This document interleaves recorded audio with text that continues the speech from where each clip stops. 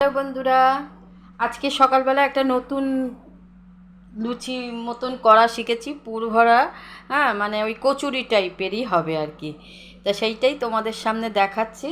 হ্যাঁ, এই যে দেখো, খুব ভালোভাবে ময়দাটাকে একটু তেল আর নুন দিয়ে মাখতে হবে। এই যে মেখে তারপরে এই যে আলু সেদ্ধ করে, তারপরে একটু আদা কুচি, লঙ্কা কুচি, আর একটু আমি কারি পাতা দিয়েছি। আমি যেখান থেকে শিখেছি সেখানে কারি পাতা দেয়নি। আর একটু ডিমও দিয়ে দিয়েছি। এগুলো হচ্ছে আমার নিজস্ব। হ্যাঁ, এইগুলো দিয়ে এই যে হলুদ, একটু নুন, একটু মিষ্টি আর দিয়ে ভালো করে এটাকে তৈরি করে নিয়েছি।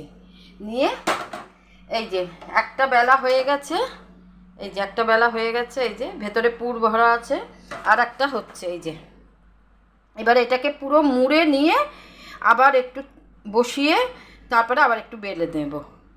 ঠিক আছে, দেখতে থাকো।